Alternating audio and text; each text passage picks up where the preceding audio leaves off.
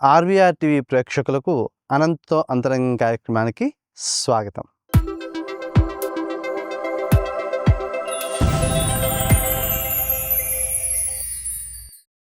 అనంతతో అంతరంగం కార్యక్రమంలో doctor KV Ramanachari గారి యొక్క అంతరంగంలోని మరికొన్ని విశేషాలని ఈ భాగంలో చూద్దాం. నమస్కారం అండి. నమస్కారం. మీ జీవితంలో ఆనంద నిలయానికి చాలా ప్రధానమైన స్థానం ఉంది. అది స్థాపన చేయాలని మీకు అనిపించడానికి గల కారణము, దాంతో మీకున్న అనుబంధం ఎటువంటిదో కొంచెం వివరించండి. ఆనంద నిలయ వాసుని దగ్గర సేవ చేసిన తర్వాత తప్పకుండా ఏదైనా అటువంటి సంస్థ ఉంటే దానికి ఆనంద నిలయం అనే పేరు పెట్టాలని చెప్పి అనుకున్నాను. ఒకటి, నేను 1999వ సంవత్సరంలోనే ఇన్ఫర్మేషన్ కమిషనర్గా పనిచేసినప్పుడు ఒక పత్రికా విలేకరి మీ యొక్క జీవిత ఆశయం ఏమిటి, ఏం చేయాలనుకుంటున్నారు మీరు అని చెప్పని అన్నప్పుడు 2 విషయాలని చెప్పడం జరిగింది. ఒకటి,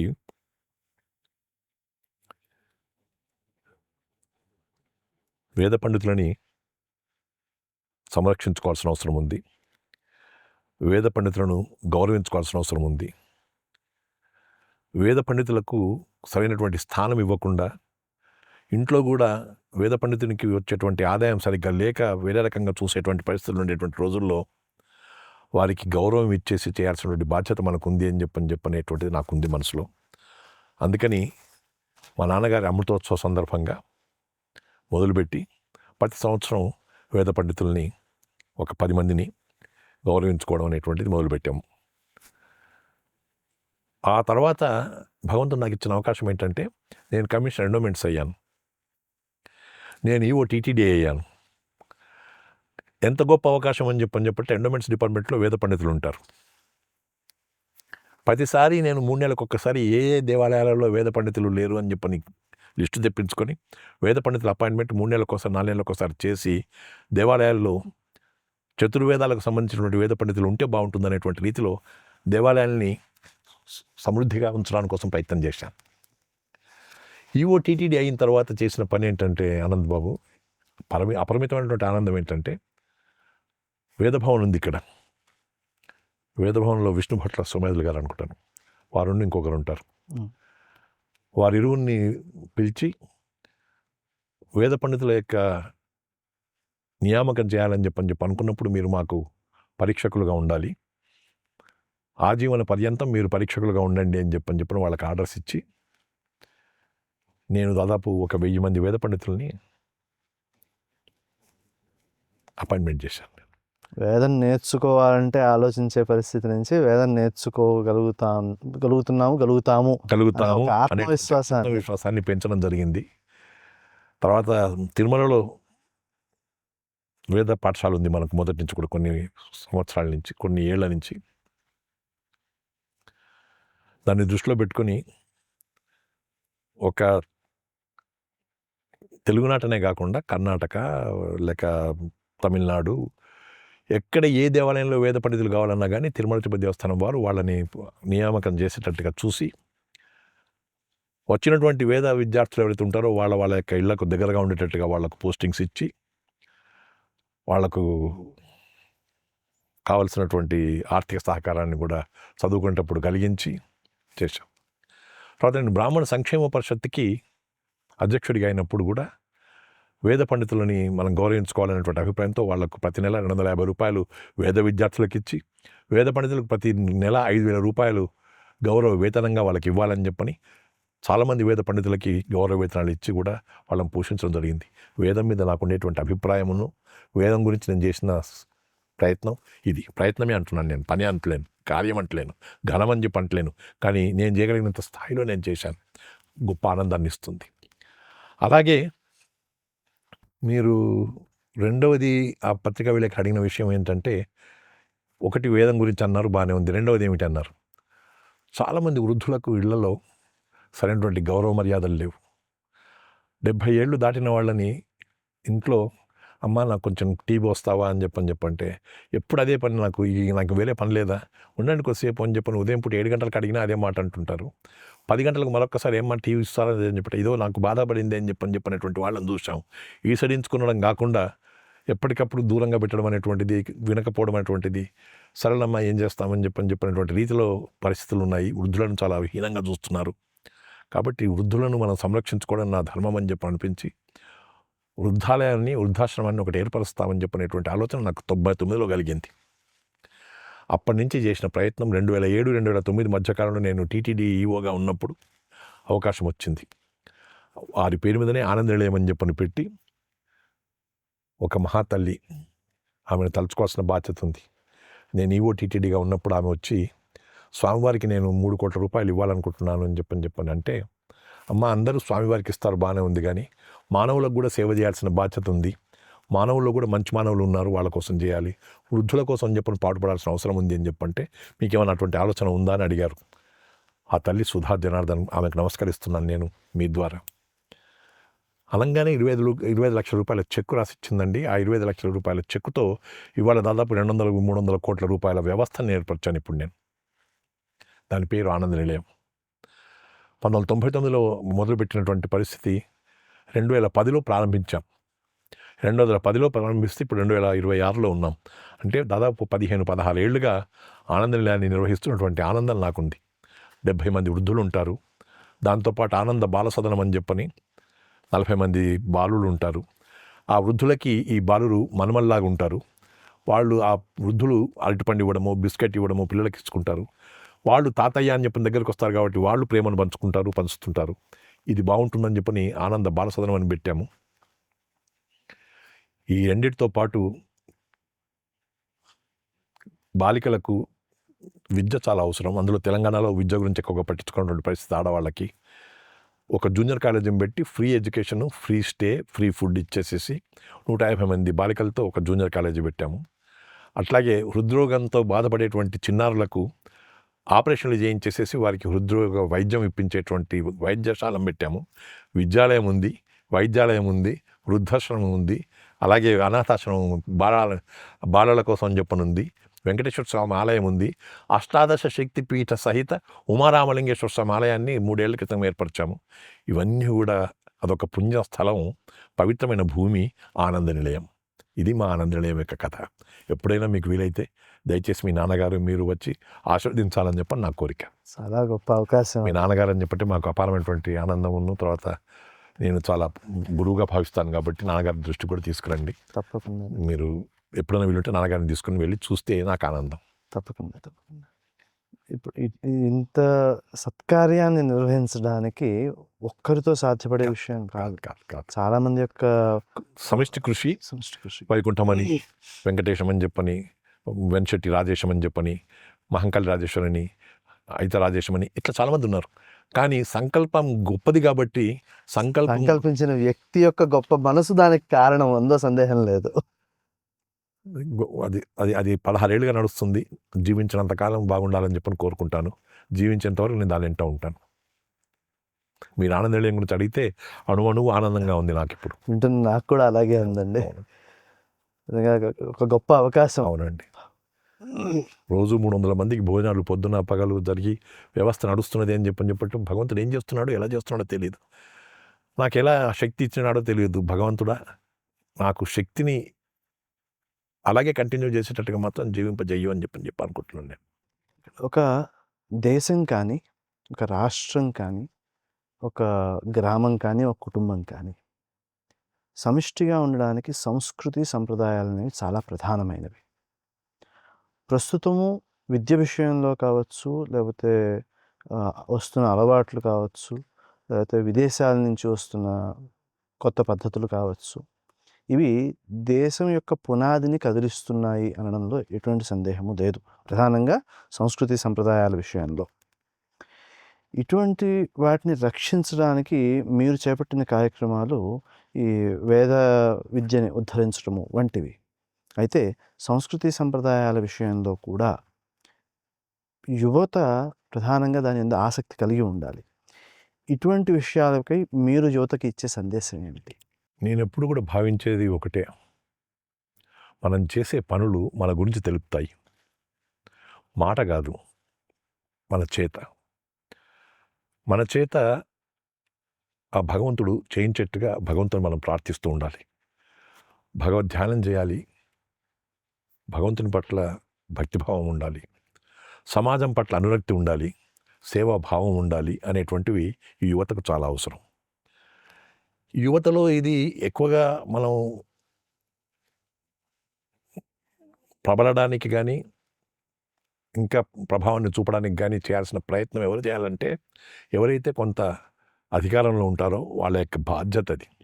అందుకనే ఈనాటి ఐఏఎస్ ఆఫీసర్స్కి అందరికీ నేను మనవి చేసేది ఏంట్రా అని చెప్పంటే, మనకి ఎన్ని సౌకర్యాలు ఉన్నాయి, మనం ఎంత బాగుపడ్డాము, మనం ఎంతవరకు ఎదిగాము, మన కుటుంబం ఎంత బాగుంది, మన చుట్టూరా ఎంత బాగుంది, మనం ఎన్ని ఇళ్ళు కట్టుకున్నాము, మనం ఏ ప్లేస్లో ఉన్నాము అనుకునే దానికంటే మనం ఎంతమందికి మనం మార్గదర్శకత్వం ఇచ్చాము, మార్గదర్శనం చేస్తున్నాము, మన వల్ల ఎంత ప్రభావితులయ్యారు, మన వల్ల ఎంత ఈ సమాజానికి మేలు జరిగింది అనేటువంటి ఆలోచనతో ముందుకు సాగడం చాలా చాలా అవసరం. ఇప్పుడున్న పరిస్థితుల్లో ఎవరో ఒకరు చెప్పాల్సిన అవసరం లేదు. ఇది తనకు తానుగా ప్రతి వాళ్ళు కూడా అనుకొని ముందుకు సాగితే తప్ప జరగనటువంటి పరిస్థితి.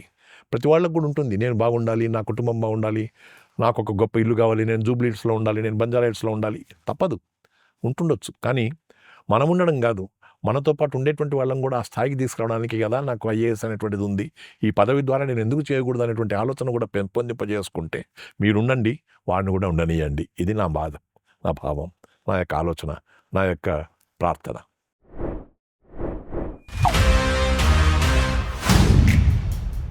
देख रहा है बिनो?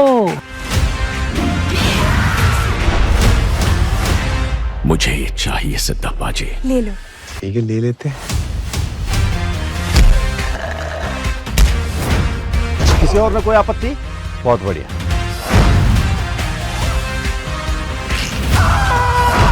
सर ये सब कनेक्टेड है। क्या कनेक्शन है?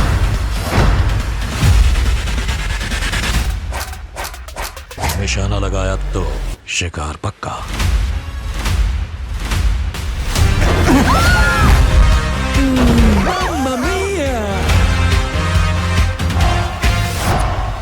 इस गद्दी की गरिमा इस पे बैठने वाले से होती है। Hi, this is Rana Daggubati.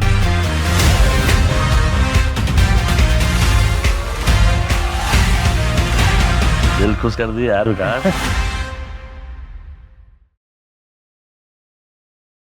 కళలు, నాటక రంగము ఇవి మీ మనసుకు చాలా దగ్గరైనవి. నాటకాలు మీరు ప్రదర్శనలో పాల్గొనడము అనే ఆసక్తి ఉన్నప్పుడు సహజంగా సినిమా రంగాన్ని కూడా మీరు ఆకట్టుకుంటారు. అటువంటి సందర్భాలు ఏమైనా వచ్చాయా? నిజానికి ఈ కళలు, సంస్కృతి, సంస్థ కార్యక్రమాలని చెప్పని నేను శ్రద్ధ తీసుకుంటుండగా నన్ను 3-4 అడిగారు. కానీ నేను సర్వీస్లో ఉన్నంతవరకు నేను సినిమాల్లోకి రావడం అంత భావ్యం కాదు. సినిమా రంగంలోకి వచ్చి నేను మేకప్ వేసుకొని ఉండడం భావ్యం కాదు. రిటైర్మెంట్ అయిన తర్వాత చూస్తానండి అని చెప్పి అన్నాను నేను. ఈ విషయాన్ని మీరు అడిగారు కాబట్టి చెప్తున్నాను నేను. 18వ ఏట నేను లెక్చరర్గా సైఫాబాద్ సైన్స్ కాలేజీలో కెమిస్ట్రీ లెక్చరర్గా జాయిన్ అయ్యాను. నా 18వ ఏట నేను జాయిన్ అయినప్పటి రోజుల్లో విషయం వేరుండేది. లెక్చరర్గా పనిచేస్తున్నాను. ఒకటే క్లాసు రోజుకి, అది 9 గంటల నుంచి 10 గంటల మధ్య, 10:30 మధ్య 0 అవర్ తీసుకునేవాడిని. తర్వాత రోజంతా చేసేది ఏం లేకుండింది. అందుకని నేను రేడియో నాటకాల్లో పాల్గొన్నాను.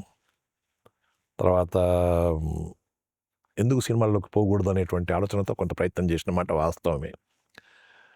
కానీ అక్కడ కొంత చేదు అనుభవం కలిగిన తర్వాత నాకెందుకు ఇది, హాయిగా నేను లెక్చరర్గా పనిచేస్తున్నాను కదా అని చెప్పని దాన్ని మానుకున్నాను. ఆలోచన లేదు నాకు ఇంకా. కానీ ఎప్పుడైతే నేను సర్వీస్లో ఉండి ఇక ఇంకో 4-5 ఏళ్లలో నేను రిటైర్ అవుతానని చెప్పి అన్నప్పుడు చాలామంది ముందుకు వచ్చి అడిగారు. కోడి రామకృష్ణ గారు అడిగారు, జనార్దన మహర్షి అని చెప్పని మంచి రచయిత, సినిమా దర్శకుడు, వారు అడిగారు. అడిగితే చూద్దాం, నేను రిటైర్మెంట్ అయిన తర్వాత కానీ నేను ఏమైనా మాట్లాడతానండి, ఇప్పుడు నేను చేయను. కొన్ని నాకు ఉండాల్సినటువంటి ప్రిన్సిపల్స్ నాకున్నాయి. ముఖానికి రంగు వేసుకునేటువంటి ఐఏఎస్ ఆఫీసర్గా ఉండడం భావ్యం కాదేమో, చూద్దామని చెప్పి అన్నాను నేను. వాలంటీర్ ట్రీట్మెంట్ కాగానే వచ్చారు. జనార్దన మహర్షి వచ్చాడు ముందు. వచ్చేసేసి స్వామి మీకోసం అని చెప్పని నేను 8 నెలలుగా 10 నెలలుగా ఆగాను నేను. ఇప్పుడు మీరు రిటైర్మెంట్ తీసుకున్నారు కదా, ఇప్పుడు బాధ ఏముంటుంది మీకు చెప్పండి అని అన్నారు. అవును, ఇప్పుడే కదా నేను తీసుకున్నది, నవంబర్లో తీసుకున్నాను అనుకుంటా. తీసుకున్నాను కదా, నేను ప్రయత్నం చేస్తాను, ఇప్పుడే మీరు అడుగుతున్నారు మళ్ళీ చూస్తానని చెప్పన్నాను. ఆ తర్వాత నాకు విశ్వనాథ్ గారు అడిగారు, నేను బాలసుబ్రహ్మణ్యం మీరు ముగ్గురితో పాటు కలిసి కథ రాశారు, వారు మిమ్మల్ని దృష్టిలో పెట్టుకుని రాశారు, మేము ఉన్నాం కదా, మీరు కూడా రండి ఒకసారి చేద్దామని చెప్పన్నారు. బాలు విశ్వనాథ్ గారి కంటే కూడా ఆత్మీయంగా మాట్లాడతాడు కాబట్టి మీరు రండి స్వామి బాగుంటుంది అని చెప్పన్నారు. కాబట్టి దేవస్థానం అనే సినిమా నేను ఒప్పుకొని ఆ సినిమాలో నటించడం జరిగింది. నా 20 ఏట ఉండేటువంటి కోరికని నా 60 ఏట తీర్చుకున్నాను నేను. ఆ తర్వాత కోడి రామకృష్ణ గారు ఒక పిక్చర్ సత్యసాయి మీద తీయడం మొదలుపెట్టారు. చాలా గొప్పైనటువంటి పాత్ర. దాదాపు 60% నుంచి 70% వరకు అయిపోయింది. తర్వాత అది ఆగిపోయి వివాదాల్లోకి వెళ్ళిపోయింది. దాన్ని పట్టించుకుందామనుకున్న సమయానికి కోడి రామకృష్ణ గారి ఆరోగ్యం బాగాలేక వారు మన మధ్య లేరు ఇప్పుడు. అది ఒకవేళ వచ్చినట్టయితే ఈ విషయం వేరుండేది. ఇప్పుడు మనం అది ఊహించుకోవడమే అంతే, ఇంకంతకట్ట లేదు. ఈ విషయాల్లో మాత్రం చేసి చాలు, నాకు అనుభవం కూడా ఉంది అని చెప్పినటువంటి తృప్తి మిగిలింది నాకు. ఈ కళలు, సాహిత్యము ఇంతకుముందు మనం అనుకున్నాము. వాటిలో మీకున్న ఆసక్తి అందరికీ తెలిసిందే. మీరు స్వయంగా చేసిన రచనలు కూడా ఉన్నాయి. వాటిలో కొన్ని అంశాలను మాకు అందిస్తారని కోరుతున్నా. మా నాన్నగారు పండితులు. సంస్కృత, ఆంధ్ర, ఆంగ్ల, కన్నడ, తమిళ భాషల్లో నిష్ణాతులు. వారి యొక్క ప్రభావం నా మీద చాలా ఎక్కువగా ఉంది. మా నాన్నగారిని చూస్తూ ఎదిగాను. ఆయన ఆశయం ఎంత గొప్పది అని చెప్పంటే జీవించినంత కాలం స్వచ్ఛంగా ఉండాలని చెప్పినటువంటి ఆశయంతో బతికారు ఆయన. నాకు అది ఆదర్శం. ఇది ఉన్నప్పుడు మనిషికి సాహిత్యము, సంస్కృతి, కళల పట్ల తప్పకుండా అభిరుచి పెరుగుతుందని చెప్పనే దానికి నేనే సాక్ష్యం. నాకు సాహిత్యం అంటే ఎంత ఇష్టమో అని చెప్పంటే నాది MSc chemistry 1972 batch. University first వచ్చాను. నేను యూనివర్సిటీ ఫస్ట్ వచ్చానని చెప్పని ఉస్మానియా యూనివర్సిటీ వాళ్ళు నన్ను యూనివర్సిటీ లెక్చరర్గా నా 18వ ఏట తీసుకున్నారు. అక్కడ జాయిన్ అయినాను. పిహెచ్డి కూడా చేయడానికి ప్రయత్నం చేసినాను.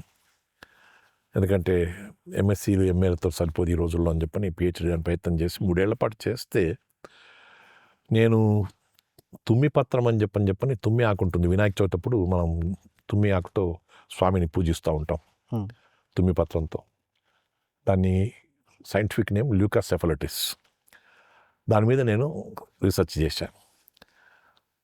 అది మందుగా కూడా వాడతారు, మందుగా ఉంటుంది, అన్నీ ఉంటున్నాయి. దాంట్లో ఏమున్నాయి, కెమికల్స్ ఏమున్నాయి అంటే ఏ టర్పినైడ్స్ ఉన్నాయా, స్టీరాయిడ్స్ ఉన్నాయని చెప్పని కెమికల్గా నేను దాన్ని అనాలిసిస్ చేసి పంపించాను. ఎన్ఎంఆర్ అనాలిసిస్కి, ఇన్ఫ్రారెడ్ అనాలిసిస్కి, అల్ట్రావైలెట్ అనాలిసిస్కి పంపించే సమయానికి కెమికల్ జర్నల్లో చూస్తే ఆ ల్యూకాసెఫలటిస్ మీద ఇంకొకతను రీసెర్చ్ చేసేసి పలానాది ఉంది అని చెప్పని డాక్టరేట్ పొందాడు. కాబట్టి నేను చేసిన పని ఆయన చేశాడు కాబట్టి మా గైడ్ దగ్గరకు వచ్చేసేసి, నేను ఇప్పుడు ఏం చేయాలి సార్, ఆయన చేశాడంటే అది వదిలిపెడదాం, అయిపోయింది, ఇంకొకటి తీసుకుందాం సబ్జెక్ట్ అన్నారు.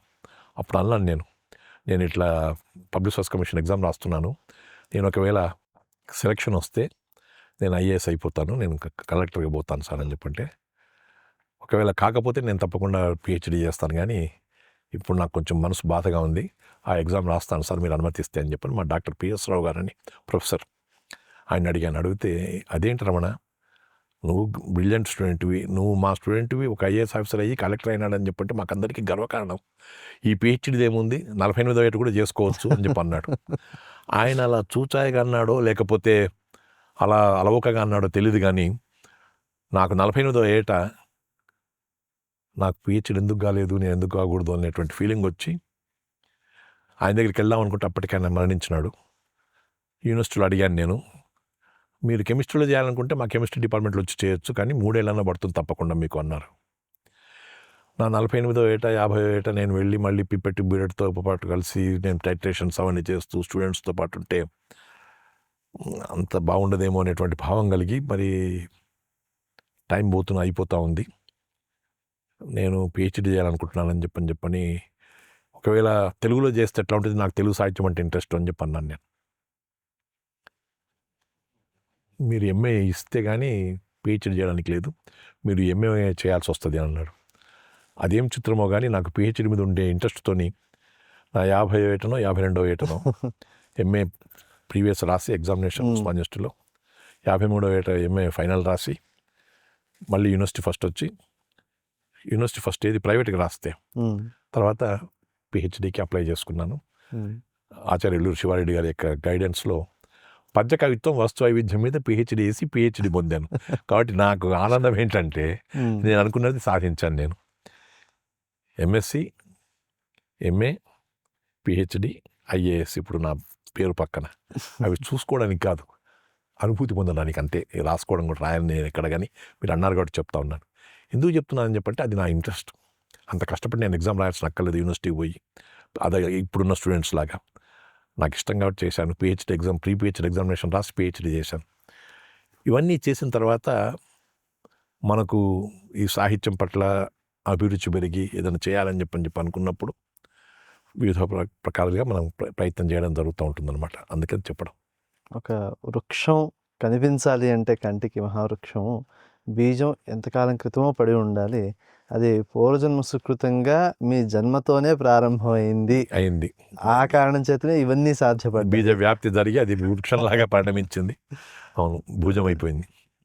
చాలా గొప్ప గొప్ప అవకాశాలు, గొప్ప గొప్ప విజయాలు, అవును, మంచి అనుభూతులు చాలా సాధించారు. తెలుగు భాష యొక్క ఔన్నత్యం నెమ్మదిగా వేరువేరు కారణాల చేత గతంలో కూడా మనం చూసాము. తెలుగుని ప్రాథమిక భాషగా తీసేద్దాము అనే ఆలోచన కూడా మనకి వినిపించింది. ఇటువంటి స్థితిలో తెలుగు భాషను కాపాడుకోవడానికి ప్రస్తుతం మీరిచ్చే సలహా ఏమిటి? ఆంగ్ల భాష యొక్క ప్రభావం ఎక్కువగా ఉంటే ఉండొచ్చుగాక, కానీ మాతృభాషను మాత్రం తృణీకరించడమో లేకపోతే దాన్ని తక్కువ చేయడం అనేటువంటిది మాత్రం ఏ రకంగా భావ్యం కాదు. ఒకటి.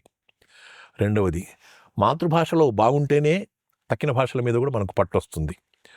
ఆంగ్ల భాషలో ప్రావీణ్యం పొందినటువంటి వాళ్ళందరికీ కూడా మాతృభాష మీద ముందు ప్రేమ ఉండడమే కాదు, దాంట్లో పట్టు సాధించిన వాళ్ళే చాలా ఎక్కువ మంది ఉంటారు. అందుకోసం చెప్పని తెలుగు భాష మన మాతృభాష అయినప్పుడు తెలుగును వదిలిపెట్టకుండా ఉండడం కానీ, తెలుగుని సాధించడం కోసం కానీ, తెలుగు కోసం ప్రయత్నం చేయడం కానీ ప్రభుత్వం దాన్ని సాధించాలి. ఒకప్పుడు తెలుగు భాషను తెలుగు మాధ్యమం ద్వారా స్టడీ పెట్టాలని చెప్పని అప్పుడు ఉన్నటువంటి మహానుభావులు అలా అన్నారు కాబట్టి ఇప్పటిదాకా కూడా తెలుగు నిలిచింది. తెలుగును తీసేయడం అనేటువంటిది కాదు, కానీ తెలుగుకు అంత ఇంపార్టెన్స్ లేకుండా తక్కినటువంటి భాషలు పెరిగిపోతుండడం అనేటువంటిది గమనిస్తూ ఉన్నాం. అది మన వాళ్ళ యొక్క తత్వం అట్లా తయారైపోయింది. అలా కొంతమంది మంచి వాళ్ళన్నా, మంచి మనసున్న వాళ్ళన్నా, భాష పట్ల ఎక్కువగా పట్టించుకునే వాళ్ళైనా ముందుకొచ్చి ఈ భాషను కాపాడుకోవడానికి చేతులు అడ్డం పెట్టేసేసి దీపాన్ని ఆర్పకుండా చూసుకోవాల్సిన బాధ్యతలో నేను భాగస్వామిగా ఉంటానని చెప్పని నేను భగవంతునికి నివేదించుకుంటాను. నాలాగా చాలామంది రావాలని కోరుకుంటాను. ఈరోజు మీతో ఈ రకమైన భావాలని పంచుకోవడము, మీ నుంచి వచ్చే భావాలని పంచుకోవడం నిజంగా చాలా ఆనందకరంగా ఉంది. విన్న ప్రతి ఒక్కరికి కూడా ఏదో మామూలు చదువులు చదువుకుంటేనే అభివృద్ధి చెందుతాము అనే ఆలోచన ధోరణి నుంచి మారి ఆధ్యాత్మిక బీజం ఏదైతే ఉందో అదే ఔన్నత్యానికి కారణం అవుతోంది అనడానికి ఒక నిలువెత్తు నిదర్శనంగా మీరు నిలిచి ఉన్నారు. అవునండి, అది చాలా ఆనందకరము.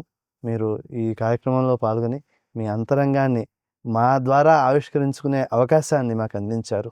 చాలా సంతోషం అండి. నమస్కారం.